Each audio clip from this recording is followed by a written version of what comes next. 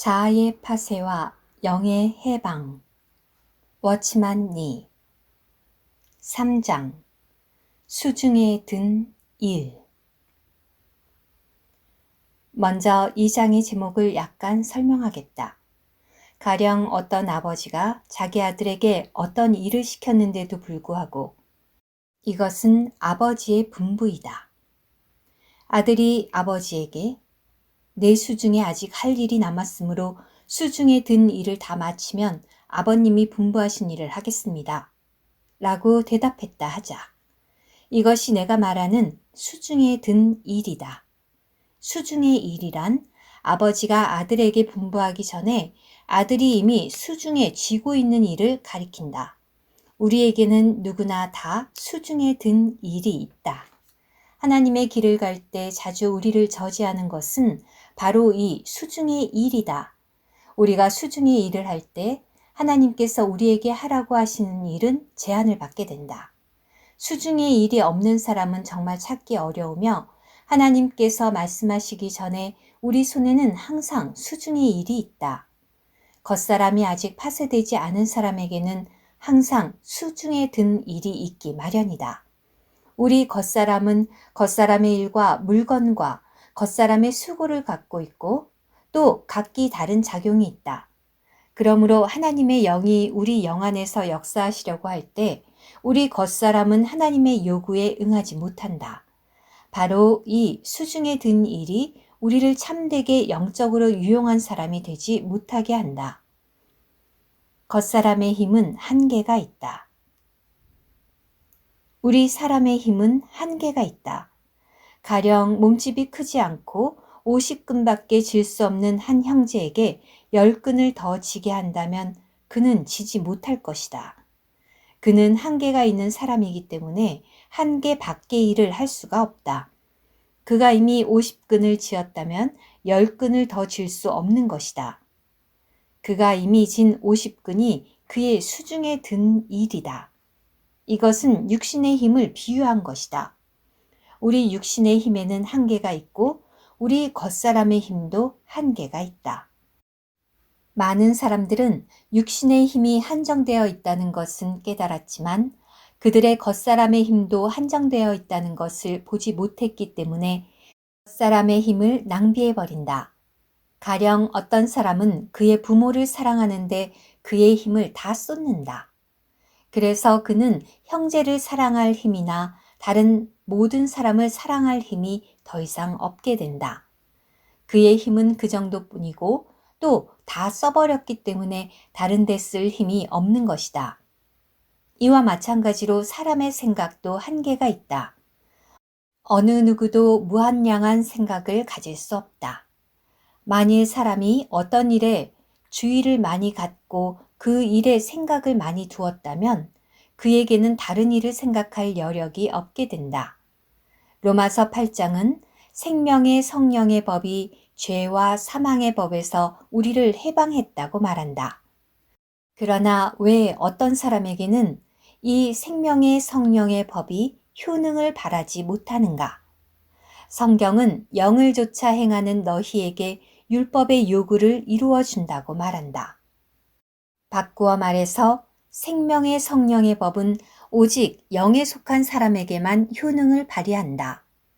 그러면 누가 영에 속한 사람인가? 신령한 것을 생각하는 사람만이 영에 속한 사람이다. 신령한 것을 생각하는 사람은 어떤 사람인가? 육의 일을 생각하지 않는 사람이다. 육의 일을 생각하지 않는 사람만이 영의 일을 생각할 수 있다. 생각하다는 유념하다 또는 주의하다로 번역될 수 있다. 가령 어느 어머니가 외출할 때 아기를 친구에게 위탁하면서 나를 위해서 아기를 주의해 주려무나 라고 말했다 하자. 아기를 주의한다는 것은 무엇인가? 아기를 계속 주시한다는 것이다.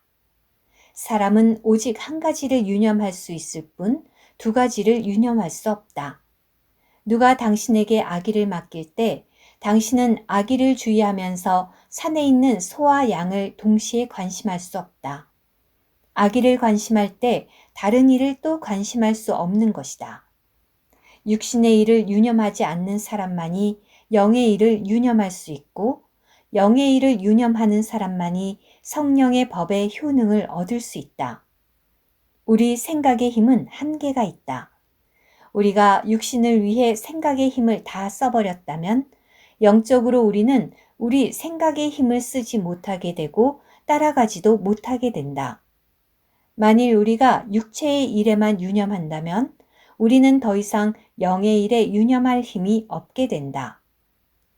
우리는 이제 겉사람의 힘이 유한한 두 어깨와 같이 한계가 있다는 것을 분명히 보아야 한다. 그러므로 당신의 수중에 든 일이 있을 때 당신은 하나님의 일을 할 수 없게 되고 수중에 일이 있는 만큼 하나님을 섬기는 힘도 그만큼 감소된다. 수중의 일은 진실로 하나의 장애요. 아주 큰 저해 요소이다. 가령 어떤 사람의 감정에 수중의 일이 있다 하자. 그가 여러 가지 불란한 사모함과 바람이 있어서 이것도 원하고 저것도 원하며 이것과 저것에 대하여 다 느낌이 있을 정도로 수중의 일이 많은 상태에서 하나님의 요구가 임한다면 그는 더 이상 사용할 수 있는 감정을 가질 수 없다.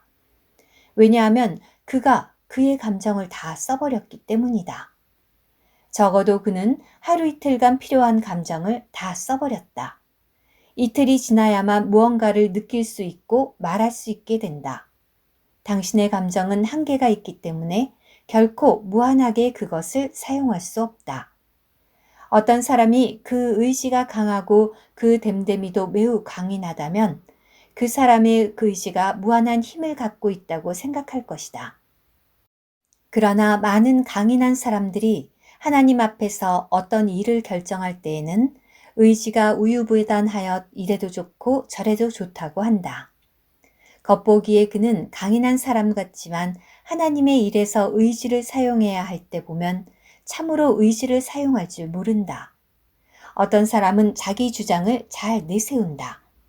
그는 어떤 일에서든지 자신의 주장을 갖고 이랬다가 또 저런다. 그러나 정말 영적인 일에서 하나님의 뜻이 무엇인지를 판단할 때 그는 우유부단하고 속수무책이며 어떻게 결정해야 할지를 모른다. 원인은 어디에 있는가? 원인은 그의 겉사람이 수중에 든 일로 가득 차 있기 때문이다. 이 사람의 손과 눈에는 너무 많은 것들이 있어서 이것에 의해 그의 온 존재가 소모되고 그의 겉사람의 온 힘이 다 소용되고 소모되었다. 우리 겉사람의 힘은 한계가 있기 때문에 우리에게 수중의 일이 있을 때 우리 겉사람은 제한을 받게 된다. 영은 파쇄된 겉사람을 사용한다. 겉사람이 제한받을 때 우리의 영도 제한을 받는다. 왜냐하면 영은 겉사람을 넘어서서 우리 몸에 역사할 수 없기 때문이다. 하나님은 사람의 영을 넘어서 그분의 영으로 사람의 몸에 역사하지 않으신다.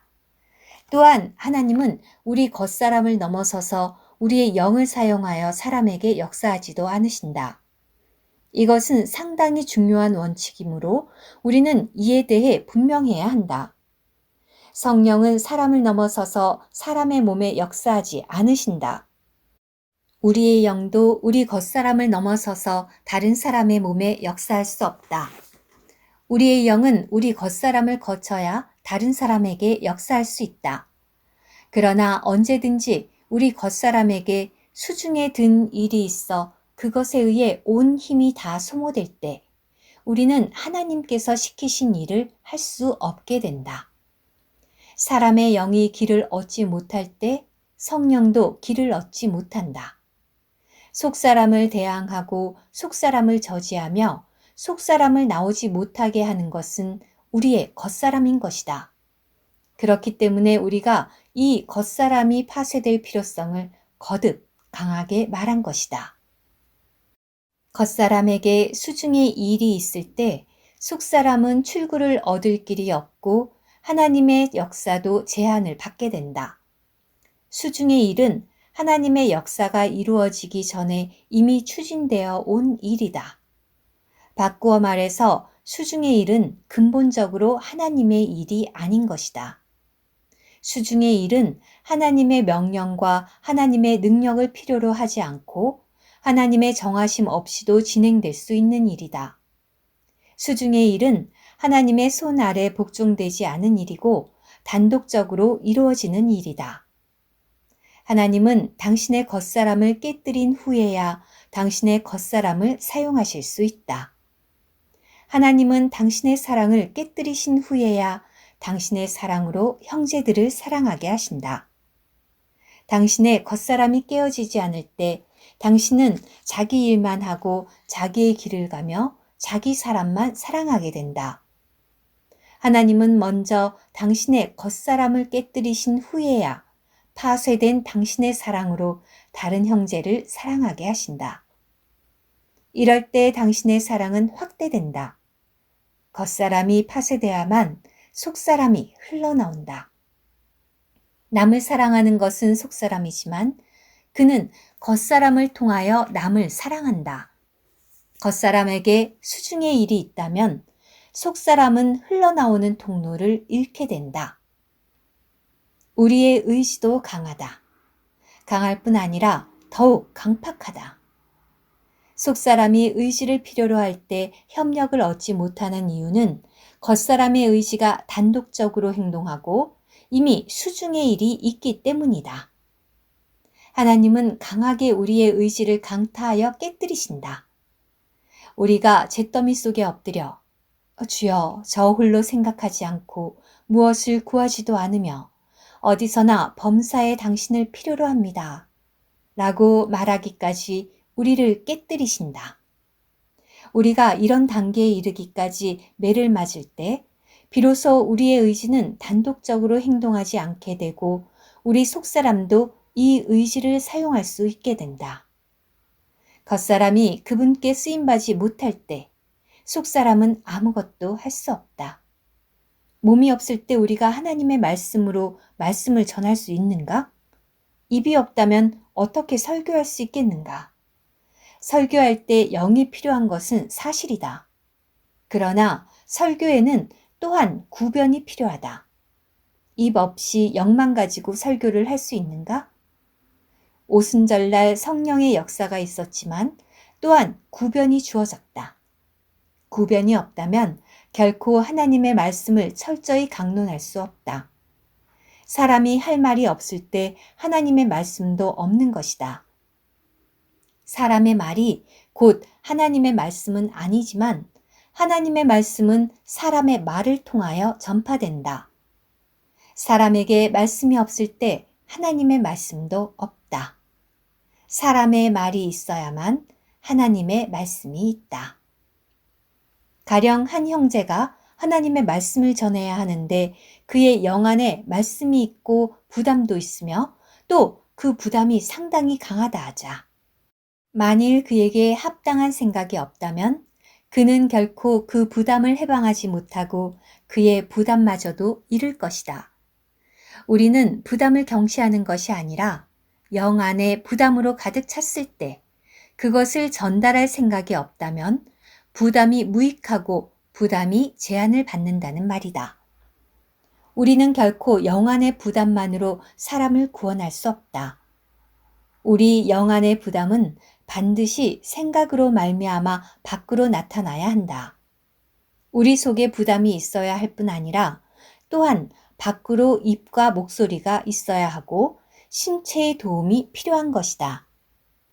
오늘 문제는 우리 속사람은 하나님의 쓰임을 받을 수 있고 하나님에게서 부담을 얻을 수 있는 상태이나 우리 겉사람의 생각이 온종일 분주하고 분란하며 계속 방법만을 생각해내려고 하는 데 있다.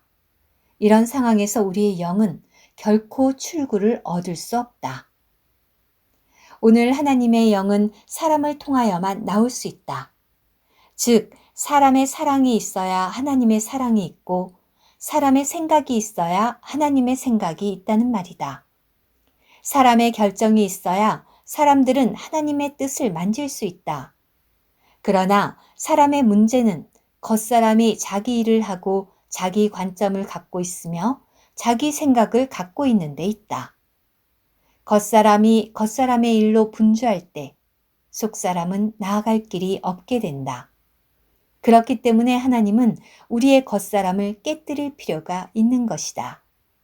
이는 의지를 없애버린다는 말이 아니라 의지 안에 있는 수중의 일을 없애버림으로써 의지가 단독적으로 행동하지 못하게 한다는 말이다. 생각이 없어지는 것이 아니요. 생각을 쓰지 않고 방법을 쓰지 말라는 말이 아니라 방랑하는 자기 생각으로 생각하지 말라는 말이다.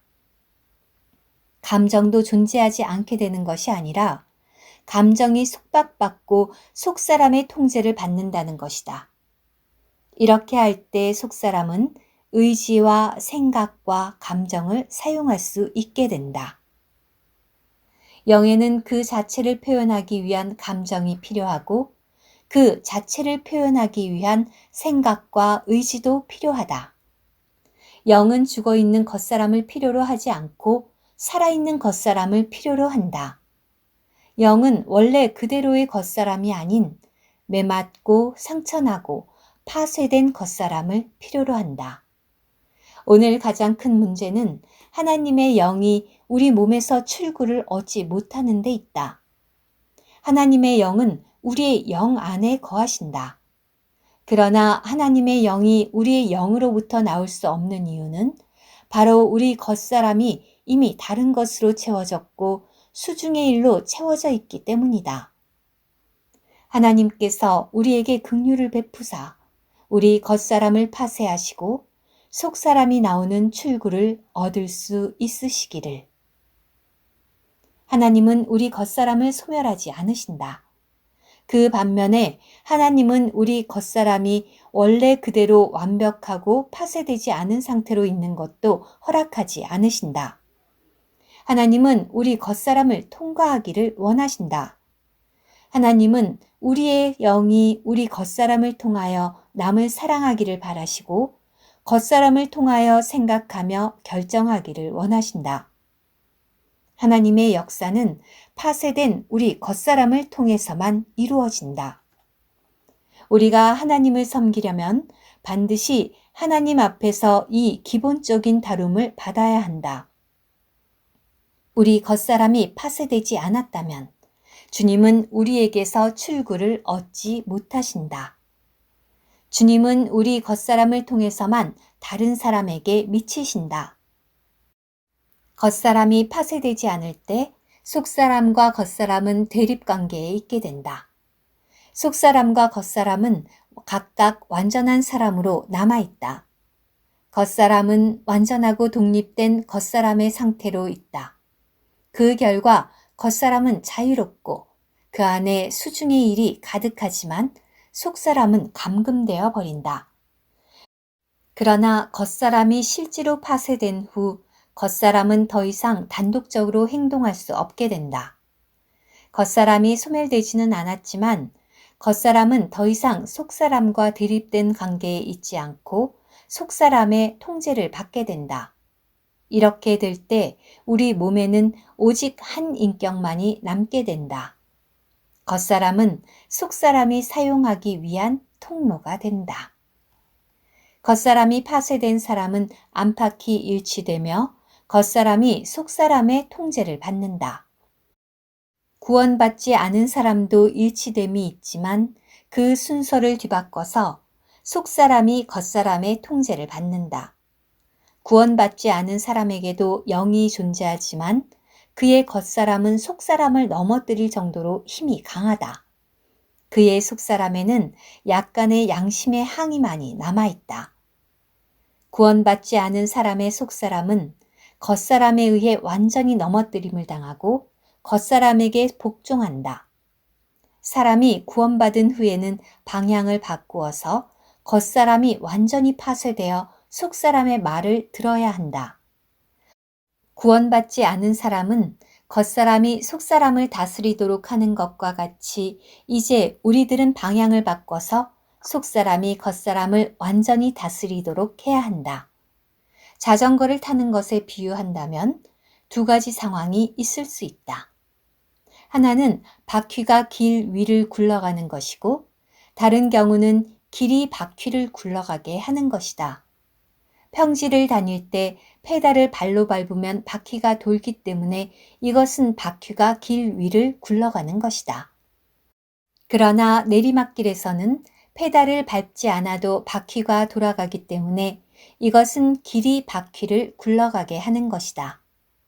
속사람이 강건하고 겉사람이 파쇄될 때에는 우리가 바퀴를 길 위로 굴러가게 하는 것이므로 굴러갈 것인가 굴러가지 말 것인가의 권한은 우리에게 있다.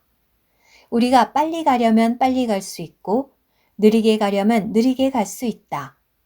그러나 만일 겉사람이 강하고 파쇄되지 않았다면 이것은 내리막길에서 자전거를 타는 것 같이 길이 우리를 굴러가게 하는 것이다. 일단 그 길이 우리를 굴러가게 하면 우리는 자전거를 멈출 수가 없다. 이것이 겉사람이 속사람을 통제하는 것이다.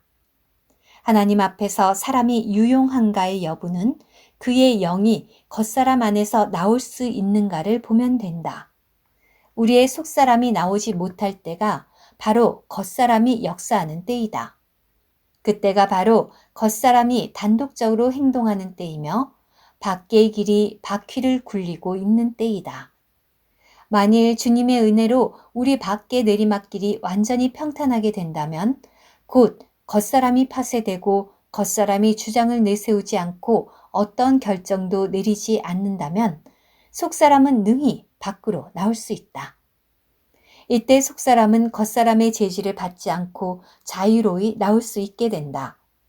만일 주님께서 우리에게 은혜를 주사 우리 겉사람이 파쇄된다면 우리는 영을 사용할 수 있는 사람이 되고 우리 영은 나와야 할 때 즉시 나올 수 있게 된다. 교리가 아닌 사람의 문제이다. 우리가 교리를 배웠다고 해서 사역할 수 있는 것이 아니다. 기본적인 문제는 사람의 어떠함에 있다. 사역은 우리 사람의 어떠함이 하는 것이다. 문제는 하나님 앞에서 우리가 다룸을 받았는가에 있다. 옳은 교리를 사람들에게 준들 교회의 생명을 공급할 수 있겠는가? 그러므로 기본적으로 배울 공과는 여러분이 유용한 그릇이 되는 것이다. 우리가 유용한 그릇이 되기 위해서는 우리 겉사람이 파쇄되어야 한다. 하나님은 끊임없이 우리 몸에 역사하신다. 비록 우리가 그 역사에 대해 분명하지 않을지라도 하나님은 매일 우리를 깨뜨리고 계신다. 수년간의 고통과 어려움과 수차 하나님의 저지하는 역사가 우리 몸에 있었을 것이다. 당신이 이렇게 하려고 할 때 하나님께서 가로막으셨고 저렇게 하려고 할 때에도 가로막으셨을 것이다. 이 모든 환경에서 만일 당신이 아직 하나님께서 당신에게 무슨 일을 하시려고 하시는지를 모른다면 하나님께 이렇게 기도하라.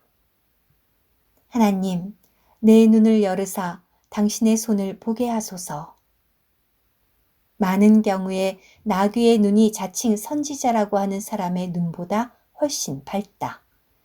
나귀의 눈은 이미 여호와의 사자를 보았건만 자칭 선지자라 하는 사람은 보지 못했다.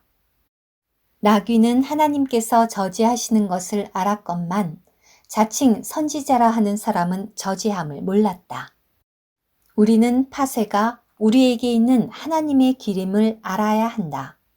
수년 동안 하나님은 한 단계 한 단계 우리 겉사람을 깨뜨리고자 하셨다. 하나님은 우리가 완전한 자로 남아있는 것을 허락하지 않으시고 우리를 파쇄하신다. 그러나 안타깝게도 어떤 사람은 그에게 부족한 것이 교리라고 생각하고 교리를 좀 더 들을 수 있고 설교 자료가 더 많은 성경 해석을 좀 더 많이 이해할 수 있었으면 좋겠다고 생각한다. 그러나 이것은 완전히 잘못된 길이다. 하나님의 손이 당신의 몸에서 하시는 한 가지 일은 바로 당신을 깨뜨리는 것이다.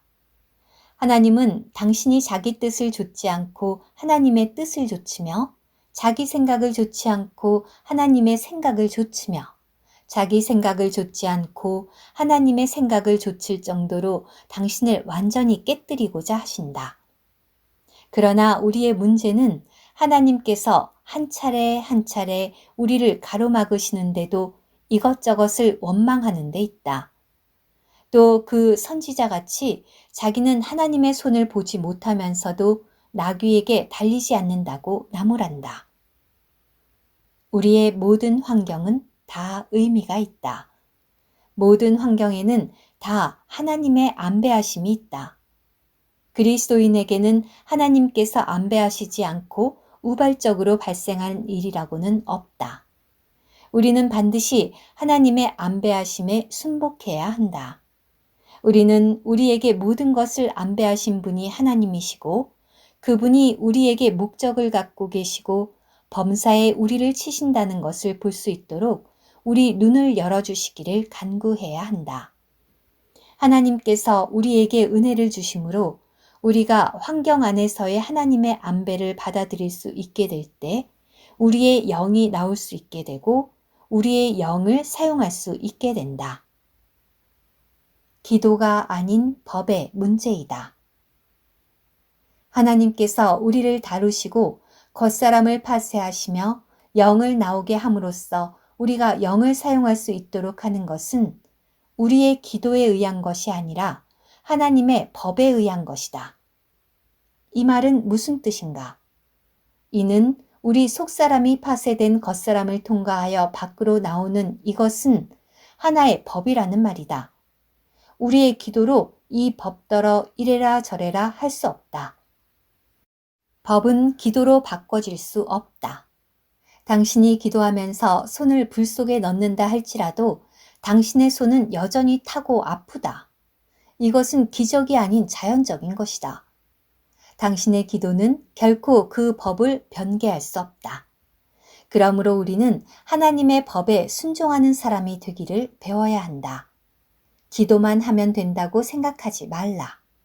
손을 태우지 않으려면 손을 불에 넣지 말아야 한다. 한 면으로 기도하면서 또 한 면으로 손을 불에 넣지 말아야 한다. 하나님은 법대로 우리를 다루신다. 속사람이 겉사람을 거쳐서 나와야 한다는 것은 하나의 법이다. 당신의 겉사람이 깨어져 가루가 되지 않는 한 속사람은 나올 수 없다. 어쨌든 이것은 주님의 길이기 때문에 당신의 겉사람이 깨져야 주님은 출구를 얻으실 수 있다. 우리는 결코 이 법을 거스르면서 이런저런 축복을 달라고 기도하지 말아야 한다. 이런 기도는 아무 소용이 없다. 당신의 기도는 하나님의 법을 고칠 수 없다. 영적 사역의 길은 하나님을 우리에게서 나오시게 하는 것이다. 오직 이 길만이 하나님의 합당한 길이다. 복음은 파쇄되지 않은 사람에게서 출구를 얻지 못하고 하나님도 그런 사람에게서 출구를 얻지 못하신다. 그 사람 자신도 갈 길이 없다. 우리 자신은 정말 주님 앞에서 엎드러져야 한다. 하나님의 법에 순복하는 것이 많이 기도하는 것보다 훨씬 더 낫다. 무지하게 하나님의 축복을 구하고 이런저런 일을 이루어 달라고 간구하는 것은 한순간 하나님의 길을 아는 것보다 훨씬 못하다. 이런 기도는 다 무익하다. 더 좋은 것은 이런 기도를 멈추고 하나님께 하나님, 당신 앞에 내 자신을 굴복시킵니다. 라고 말하는 것이다. 많은 경우 우리는 축복을 사모하지만 하나님의 긍휼을 보지 못한다. 우리는 그분의 빛비춤을 구하고 그분의 수하에 굴복되기를 배워야 하며 이 법에 순복해야 한다. 이 순복이 곧 축복이다.